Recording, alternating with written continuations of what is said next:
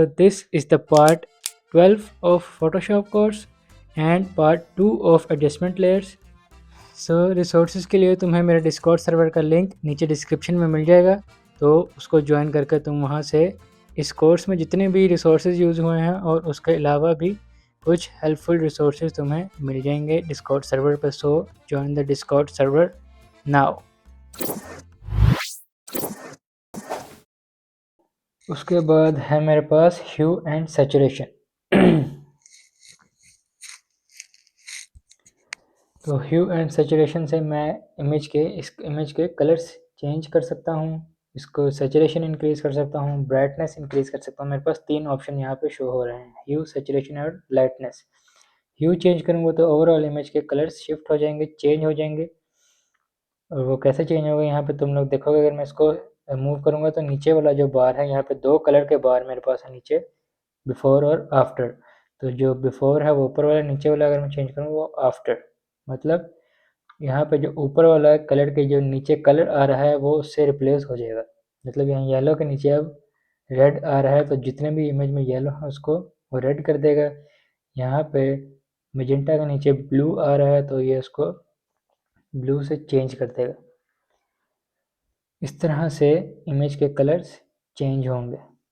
ह्यू का मीनिंग होता है कलर। उसके बाद सैचुरेशन है, इसे मैं कम ज़्यादा जैसे कभी सैचुरेशन में तुम लोगों को बताया सेम वही सैचुरेशन इसकी मैं इंक्रीज़ या डिक्रीज़ कर सकता हूँ। उसके बाद लाइटनेस है, इसे ओवरऑल इमेज की जो लाइटनेस है वो कम या ज़्यादा होगी।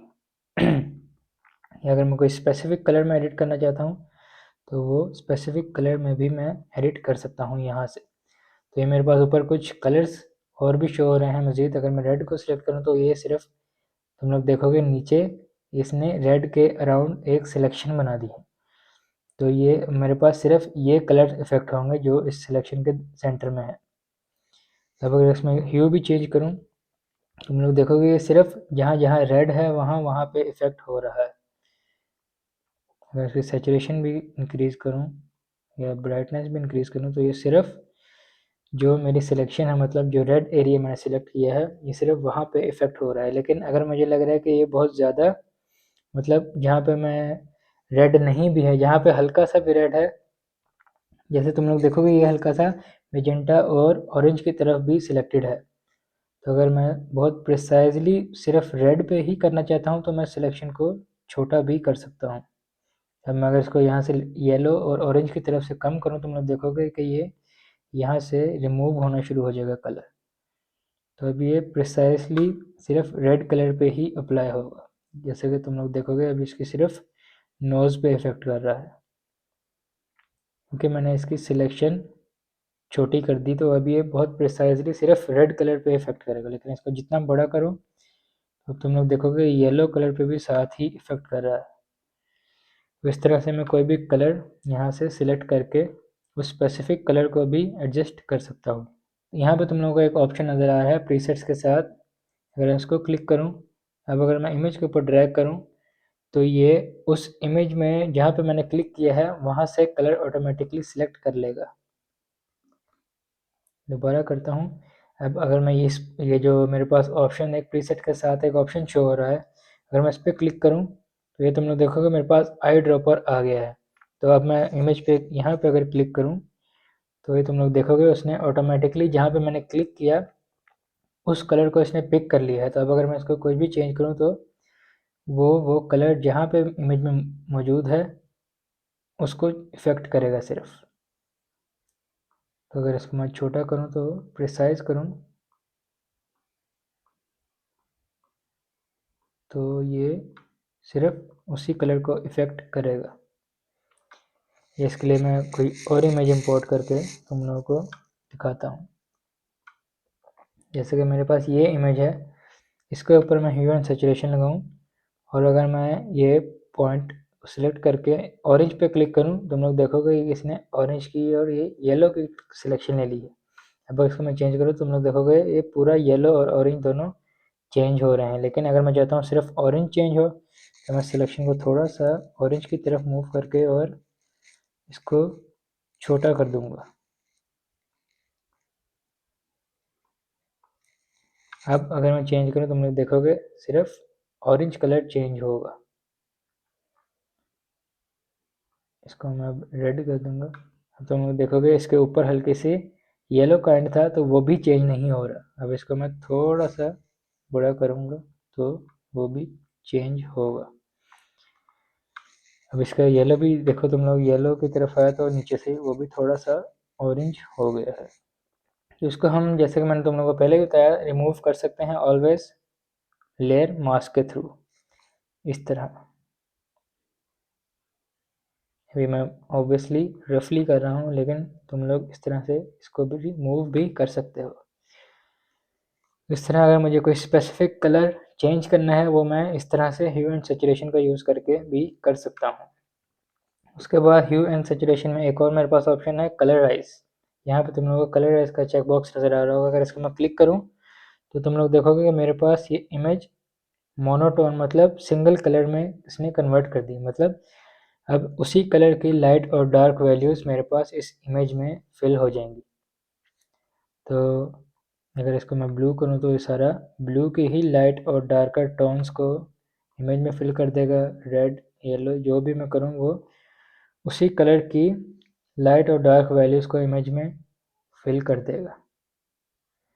तो इस तरह से ये कैसे यूज़फुल हो सकती है, इसके लिए मैं अगर ये वाली इमेज इंपोर्ट करूँ तो इसमें तुम लोग देखो काफ़ी ऑरेंज और येलो रेडिश वार्म कलर्स हैं काफ़ी।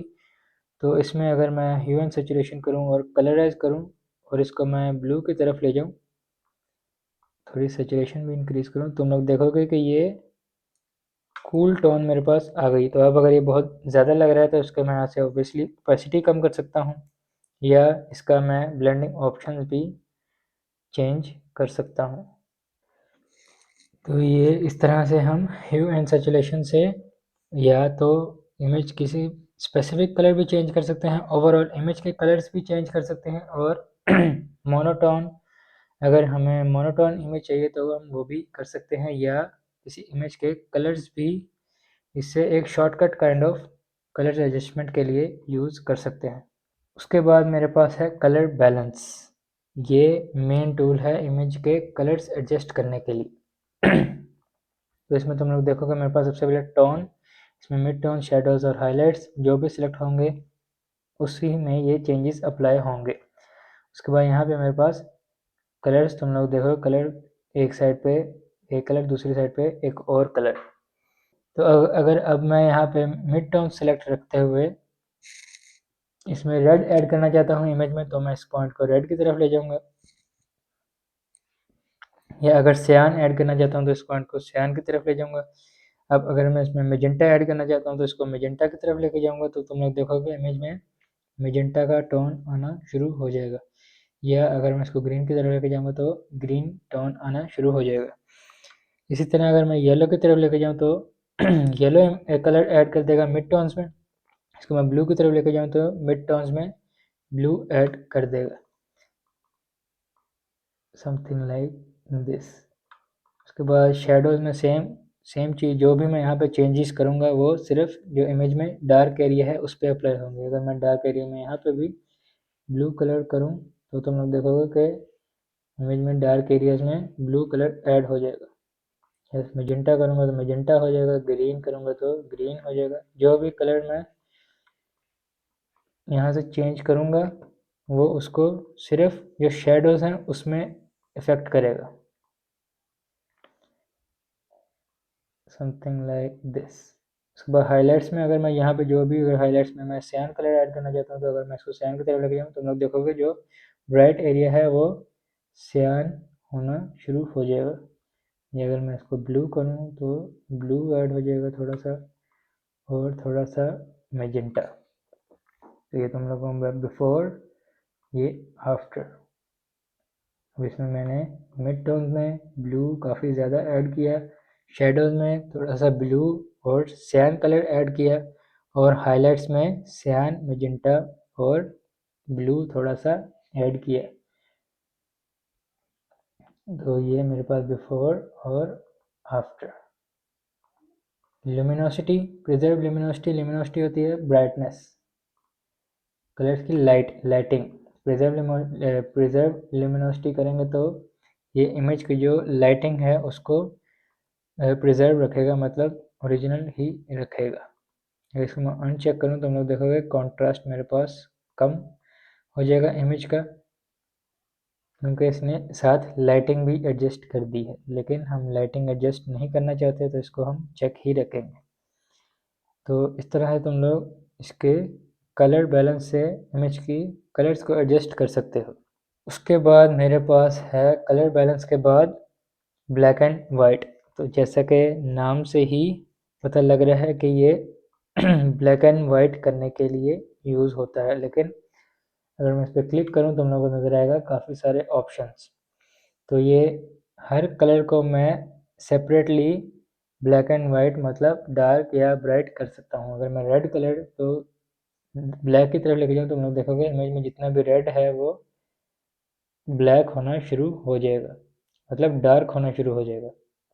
या अगर मैं येलो को चेंज करूँ तो सिर्फ येलो कलर इफेक्ट होगा।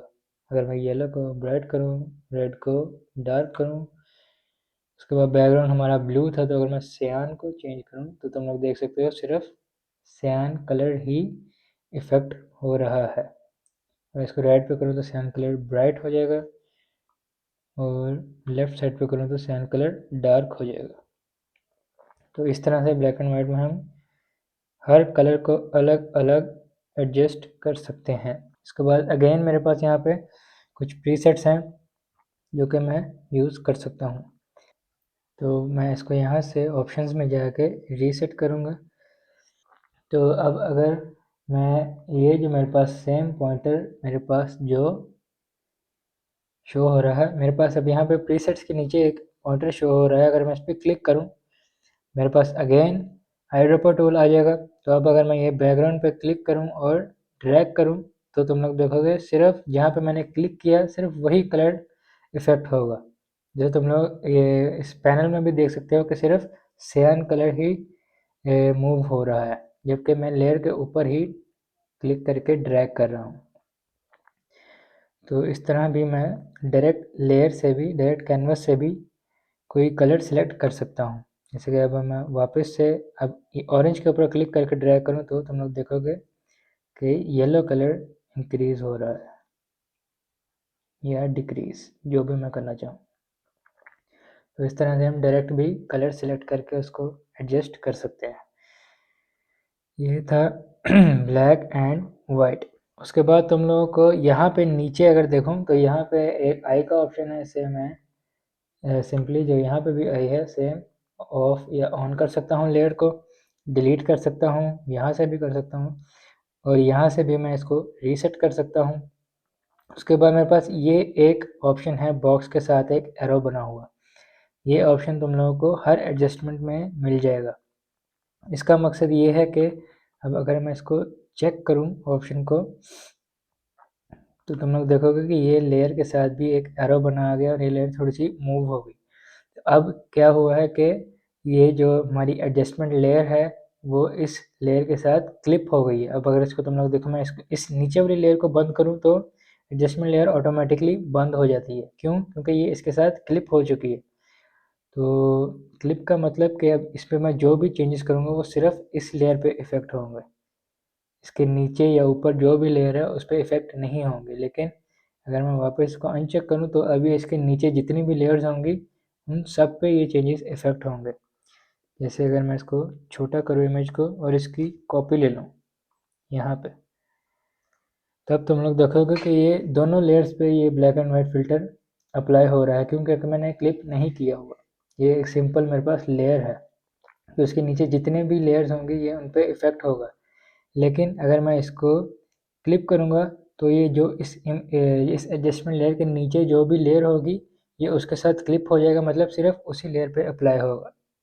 जैसा कि तुम लोग देख सकते हो इसके नीचे ये वाली लेयर थी तो ये सिर्फ उसी लेयर पे इफ़ेक्ट कर रहा है।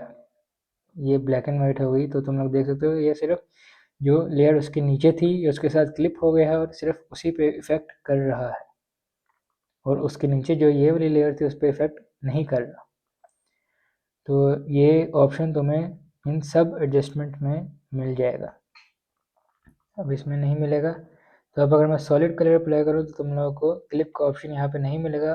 तो अब अगर मैं किसी भी चीज़ को क्लिप, किसी भी लेयर को क्लिप करना चाहूँ, या अगर मैं न्यू लेयर भी बनाऊँ, तो अगर मैं इसको भी क्लिप करना चाहूँ इस लेयर के साथ, अगर मैं चाहता हूँ कि इस लेयर पे मैं जो भी काम करूँगा सिर्फ इसी लेयर पे इफेक्ट हो, इससे बाहर ना जाए, तो मैं अल्ट दबा के इन दोनों लेयर्स के दरम्यान माउस लेके आऊँ तो तुम लोग देखोगे कि मेरे पास सेम आइकन शो हो रहा है।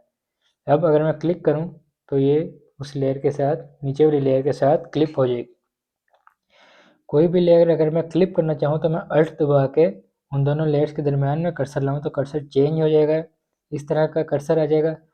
जब ये कर्सर आ जाएगा तो जब मैं क्लिक करूँगा सिंपली तो वो उस इमेज के साथ क्लिप हो जाएगी। अब ऊपर में इसके अगर मैं यहाँ पर क्लिक करके कोई भी न्यू लेयर बनाऊँ तो वो ऑलरेडी क्लिप ही रहेगी, लेकिन अगर मैं इसके ऊपर ये वाली लेयर सेलेक्ट करके न्यू लेयर करूँ तो ये तुम लोग देखोगे क्लिप नहीं है। अब मैं इसको भी क्लिक करूँ तो ये सेम उसी लेयर के साथ क्लिप हो जाएगी। जितनी मर्जी मैं लेयर क्लिप कर सकता हूँ एक लेयर के साथ। फोटो फिल्टर बेसिकली जैसे हमारे जो फिल्टर्स होते हैं इंस्टाग्राम के, स्नैपचैट के, उस तरह से ये हमारे पास प्रीसेट्स कुछ यहाँ पे अवेलेबल हैं कलर एडजस्टमेंट के। मतलब जैसे हमने कलर बैलेंस यूज़ करते हुए कलर एडजस्ट किए थे, तो ये हमारे पास उस तरह कुछ फ़िल्टर्स हैं। तो अगर मैं ये अप्लाई करूँ तो तुम लोग देखोगे इमेज में चेंजेस आ रहे हैं। इसके लिए मैं कोई दूसरी इमेज इंपोर्ट करता हूँ। तो इस पर अगर मैं फ़ोटो फ़िल्टर यूज़ करूँ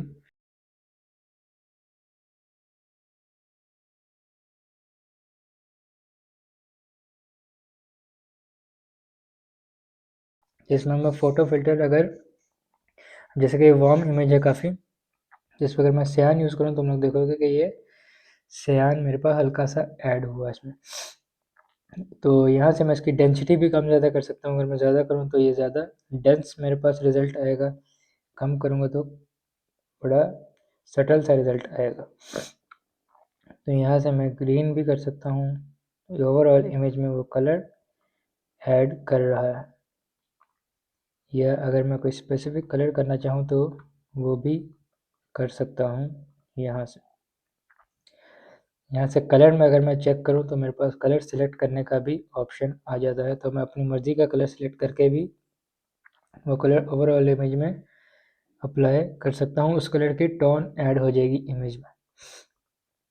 तो अगर मैं चाहता हूँ कि ये येलो टोन या ऑरेंज टोन का ये इमेज है, अगर मैं इसको ब्लूइश टोन में करना चाहता हूँ तो मैं इस तरह से कर सकता हूँ। उसके बाद है channel mixer. Channel mixer basically मेरे पास जो भी इमेज के यहाँ पे तुम लोगों को चैनल्स नज़र आ रहे होंगे रेड, ग्रीन, ब्लू, तो जो इमेज होती है वो मिलके बनती है रेड, ग्रीन और ब्लू से, या CMYK अगर आप प्रिंट के लिए काम कर रहे हो। यहाँ पे अगेन कुछ प्रीसेट्स हैं। आउटपुट चैनल यहाँ से मैं सिलेक्ट करूँगा। अगर मैं रेड सेलेक्ट करूँगा तो मैं जो भी चेंजेस करूँगा वो रेड चैनल पे इफ़ेक्ट होंगे। मतलब जो रेड चैनल है उसमें जितने भी यहाँ पे अगर मैं इसको रेड चैनल में रहते हुए रेड को इफ़ेक्ट करूँगा, इसका मतलब रेड चैनल में जितने भी रेड हैं, रेड पिक्सल या रेड एरिया, तो ये उनमें से रेड कम करेगा। अगर मैं इसको कम करूँगा, इसको ज़्यादा करूँगा तो ये उतना रेड ऐड करेगा।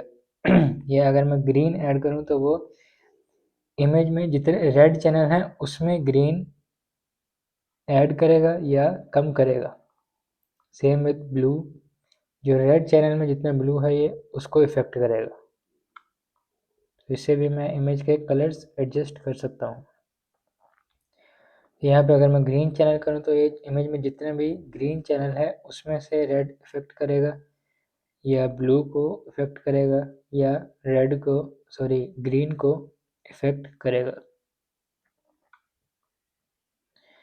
जैसे तुम लोगों को मैंने बताया था कि रेड का ऑपोजिट होता है ग्रीन, तो अगर रेड माइनस करेगा तो ग्रीन ऐड करेगा। ग्रीन का अपोजिट होता है मैजेंटा, तो अगर ग्रीन कम करेगा तो मैजेंटा ऐड करेगा।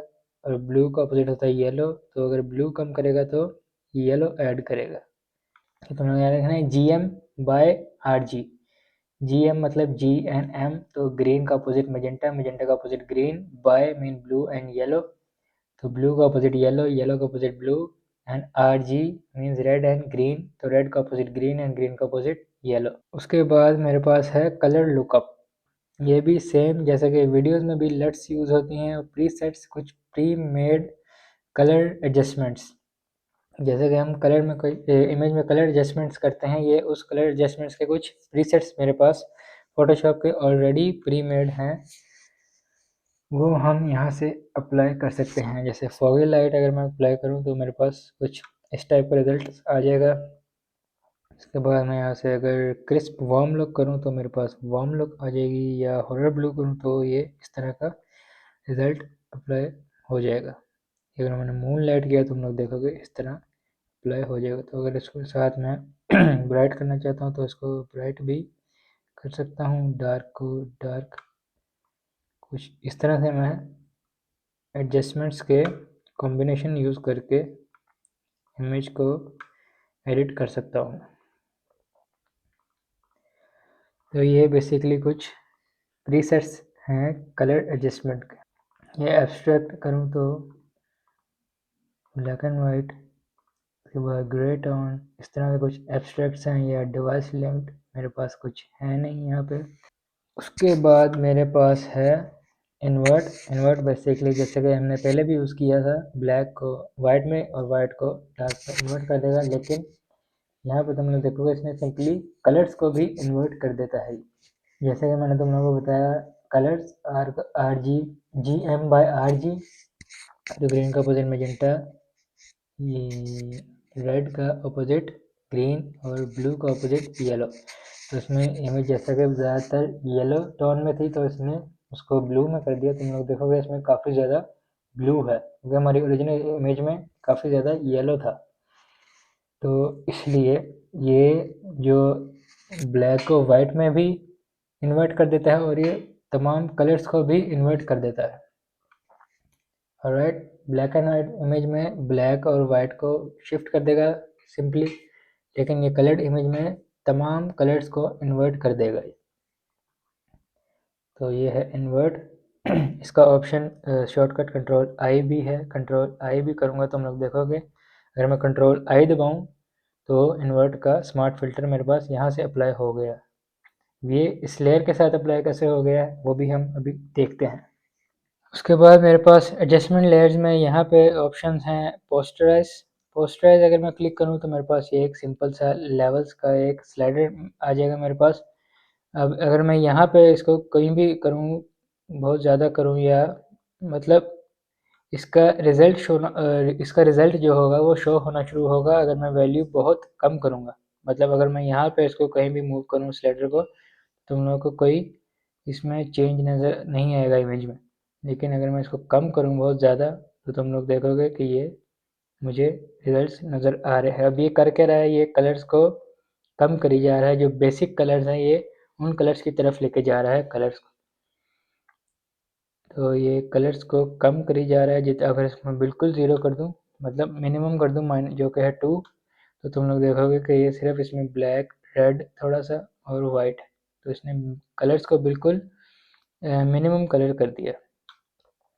तो जितना इसकी वैल्यू कम करेंगे ये उतना ही कलर्स को कम करी जाएगा, कलर्स की अमाउंट को, नंबर ऑफ कलर्स कम करी जाएगा। जितना मैं ज़्यादा करूँगा उतनी डिटेल्स और उतने कलर्स ये इमेज में ऐड करेगा।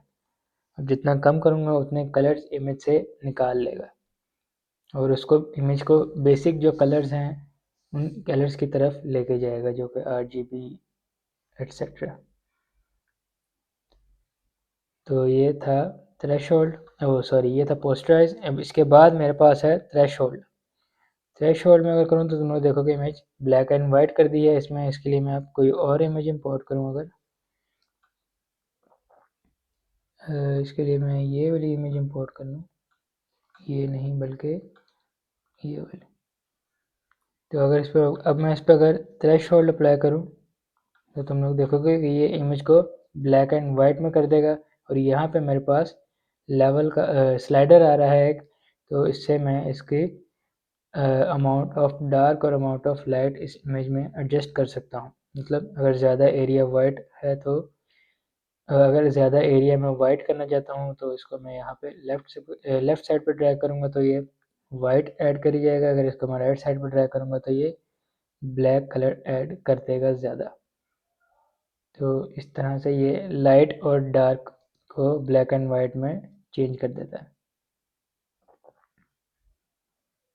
तो ये जो थ्रेशोल्ड है ये इमेज को ब्लैक और वाइट में चेंज कर देता है, और यहाँ से मैं ब्लैक और वाइट की रेशियो को कंट्रोल कर सकता हूँ। इसका इफ़ेक्ट बेसिकली ब्लैक और वाइट का लाइटिंग इसको इफ़ेक्ट करती है। इसको अगर मैं यहाँ पे कर्व लगाऊँ, अगर मैं यहाँ पे इसको कर्व लगाऊँ और इसको मैं ब्राइट करूँ तो हम लोग देखोगे कि वाइट होना शुरू हो जाएगा एरिया, क्योंकि इमेज ब्राइट हो रही है। तो इस तरह से लाइट एरिया वाइट हो जाएगा और जो डार्क एरिया है वो ब्लैक हो जाएगा, और मैं उसको कंट्रोल कर सकता हूँ थ्रेशोल्ड को यहाँ स्लाइडर से। उसके बाद मेरे पास है ग्रेडियंट मैप। ग्रेडियंट मैप, इसके लिए मैं ये अगर इमेज इंपोर्ट करूँ तो ग्रेडियंट मैप, जैसे कि हमने अभी ग्रेडियंट देखा था उसी तरह मेरे पास ग्रेडियंट मैप है। लेकिन अगर मैं इसको क्लिक करूँ तो हम लोग देखोगे, तो अब तुम लोग देखोगे कि इसने इमेज में जितना भी डार्क एरिया था उसमें ये वाला कलर मतलब वाइट ऐड कर दिया, और जितना भी ब्राइट एरिया था उसमें ये राइट साइड वाला कलर मतलब ब्लैक ऐड कर दिया। अगर इसमें रिवर्स करूँ तो तुम लोग देखोगे अब इमेज में जितना भी ब्राइट एरिया है उसमें उसने राइट साइड वाला कलर तो ग्रेडियंट मैप क्या करता है कि ये इमेज में जहाँ पे भी लाइट होता है वहाँ पे राइट साइड वाला कलर ऐड कर देता है, और जहाँ पे भी डार्क होता है वहाँ पे ये लेफ्ट साइड वाला कलर ऐड कर देता है। यहाँ पे तुम लोग देखोगे इमेज में ये ऑरेंज के साथ यहाँ पे हमारी शेडोज थी और यहाँ से थोड़ा सा डार्क था, तो उसने वहाँ पे वाइट कलर ऐड कर दिया जो कि लेफ्ट साइड वाला कलर है। और जहाँ जहाँ पे ब्राइट एरिया था वहाँ पे इसने राइट साइड वाला कलर मतलब ब्लैक ऐड कर दिया। तो यहाँ पे रिवर्स का ऑप्शन है, यहाँ पे अगर मैं रिवर्स पे करूँ तो लोग देखोगे कलर्स रिवर्स हो गए। मतलब जहाँ पे ब्राइट था वहाँ पे वाइट हो गया, और जहाँ पे डार्क था वहाँ पे ब्लैक हो गया। तो अब अगर इसमें इसके ऊपर बार के ऊपर क्लिक करूँ या इस आइकन के या इस थंबनेल के ऊपर डबल क्लिक करूँ तो मेरे पास ये ऑप्शन आ जाएगा। अगर मैं इसके ऊपर डबल क्लिक करूँ तो मेरे पास ये ऑप्शन खुल जाएगा। अब यहाँ पे मैं अगर इस ग्रेडियंट बार के ऊपर क्लिक करूँ तो मेरे पास ग्रेडियंट्स के ऑप्शन आ जाएंगे। यहाँ से या तो मैं प्री मेड ग्रेडियंट कोई भी सिलेक्ट कर सकता हूँ या मैं अपना भी यहाँ से मैनुअली ऐड कर सकता हूँ तो यहाँ पे इसका मतलब इसने, अगर मैं रिवर्स को अनचेक करूँ या मैं यहाँ पे अगर रेड ऐड करूँ, और अब तुम लोग देखोगे जहाँ पे डार्क था उसने वहाँ पे रेड कलर ऐड कर दिया। अब जो जहाँ पे वाइट था वहाँ पे ब्लैक है। अगर इसको मैं वाइट करूँ तो तुम लोग देखोगे यहाँ जहाँ पे ब्राइट है वहाँ वहाँ पे राइट है। तो इसको मैं अब यहाँ से डार्क कलर को सिलेक्ट करूँ जैसे ब्लू, तो इस तरह से मैं कर सकता हूँ। अब अगर मैं यहाँ पे या तो अल्ट दबा के इसको ड्रैग करके कॉपी कर सकता हूँ, या अगर मैं सिंपली इसके ऊपर क्लिक करूँ, अब अगर मैं कहीं पे भी क्लिक करूँ यहाँ पे तो वो एक नया पॉइंट बना के वही सेम कलर वहाँ पे भी ऐड कर देगा। और अगर मैं किसी भी पॉइंट पे डबल क्लिक करूँ तो मैं उसका कलर चेंज कर सकता हूँ। अब अगर मैं यहाँ पे रेड ऐड कर दूँ तो अगर इसको मैं ड्रैग करके ब्राइट की तरफ लेके जाऊँ तो ये थोड़ा ब्राइट एरियाज़ की तरफ रेड अप्लाई करेगा और डार्क एरियाज़ में यहाँ से ब्लू ऐड कर देगा। इस तरह से मैं एडजस्ट करके जिस तरह का मुझे रिज़ल्ट चाहिए मैं इसको यहाँ से एडजस्ट कर सकता हूँ लाइक दिस। अब ये डार्क एरियाज़ में ब्लू अप्लाई कर रहा है, जो मिड एरिया है यहाँ का उसको मिड टोन से थोड़ा सा ब्राइट एरिया जो है उसको रेड कर रहा है, और जो कम्प्लीटली वाइट जो ब्राइट एरिया है ज़्यादा उसको वाइट कर रहा है तो इसको हम स्मूथ करने के लिए थोड़ा डिस्टेंस ज़्यादा कर देंगे, समथिंग लाइक दिस। इस तरह से मैं ग्रेडियंट मैप यूज़ कर सकता हूँ। अब यहाँ से मैं इसकी सेम जैसे ओपेसिटी कम करके भी देख सकता हूँ, या मैं इसका ब्लेंडिंग मोड चेंज करके भी एक्सपेरिमेंटेशन कर सकता हूँ जब तक मुझे डिज़ायर्ड रिजल्ट नहीं मिल जाता। इसमें मैं जितने चाहूँ उतने कलर्स ऐड कर सकता हूँ। जहाँ जहाँ मैं क्लिक करूँगा पॉइंट ऐड करता रहेगा और मैं पॉइंट के कलर चेंज कर सकता हूँ।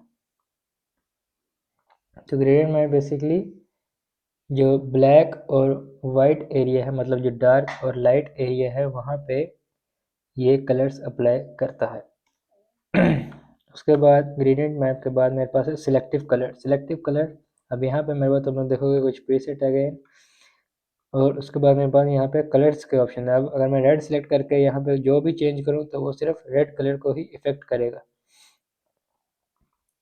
यहाँ पे मैं से ब्लैक या वाइट भी कम ज़्यादा करूँ तो वो सिर्फ जो रेड कलर है उसी को इफेक्ट करेगा। या अगर मैं येलो पे करूँ तुम लोग देखोगे कि ये येलो पे ही इफेक्ट करेगा।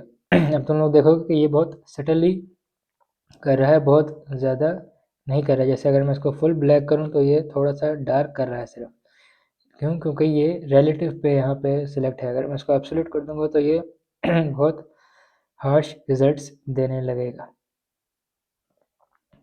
तो अगर तुम लोग को लग रहा है कि ये यहाँ से कम है, मैं इसको और मज़ीद हार्श या डार्क करना चाहता हूँ, या ज़्यादा कलर इफेक्ट ज़्यादा इफेक्ट करना चाहता हूँ, ज़्यादा कलर ऐड करना चाहता हूँ, तो तुम लोग एब्सोल्यूट कर सकते हो।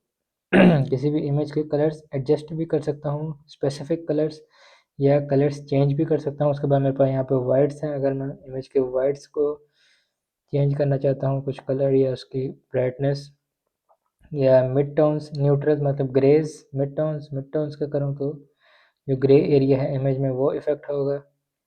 या अगर मैं ब्लैक करूँ तो जो इमेज का डार्क एरिया है वो इफ़ेक्ट होगा। तो अब यहाँ पे जैसे एडजस्टमेंट लेयर थी, तो जब जो भी मैं यहाँ पे जिस पे भी क्लिक करता था वो मेरे पास एक न्यू लेयर और मास्क बन के आ जाता था ऑटोमेटिकली।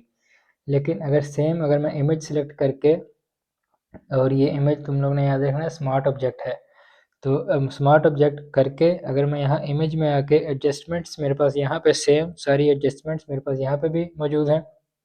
तो अगर मैं यहाँ से किसी पे क्लिक करूँ, जैसे अगर मैं एक्सपोजर पे करूँ, तुम लोग देखोगे मेरे पास यहाँ पे एक्सपोजर के सेम ऑप्शंस आएंगे। अगर तो मैं इसको यहाँ से एडिट करूँ या एडिट किए बगैर ओके करूँ तो तुम लोग देखोगे मेरे पास एडजस्टमेंट लेयर नहीं बनी, बल्कि उसी लेयर के साथ ये तुम लोग देखोगे ड्रॉप डाउन एक आ गया है, और यहाँ पे स्मार्ट फिल्टर्स के नाम से मेरे पास एक्सपोजर का फिल्टर अप्लाई हो चुका है। तो ये भी ऑटोमेटिकली सिर्फ जिस लेयर पे मैंने अप्लाई किया है या जिस लेयर के साथ ये अटैच है, ये सिर्फ उसी लेयर पे इफेक्ट करेगा।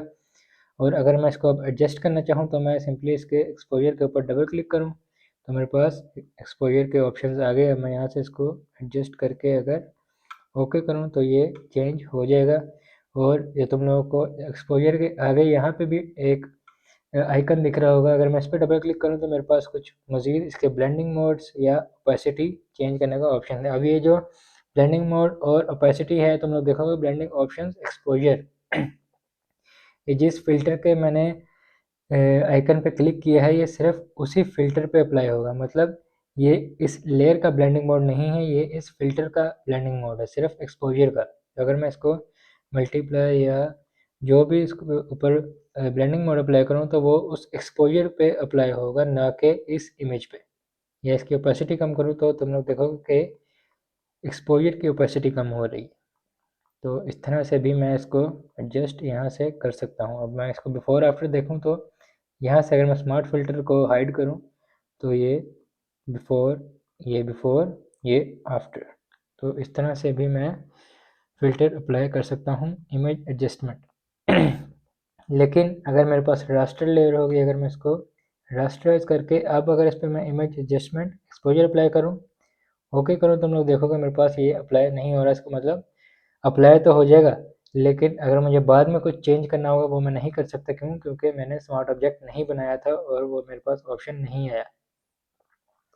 तो अगर कुछ फ़िल्टर अप्लाई करना है यहाँ से कोई भी, तो तुम लोगों ने स्मार्ट ऑब्जेक्ट करके फिर यहाँ से फ़िल्टर अप्लाई करना है, ताकि वो स्मार्ट ऑब्जेक्ट के साथ नॉन डिस्ट्रक्टिवली ऐड हो।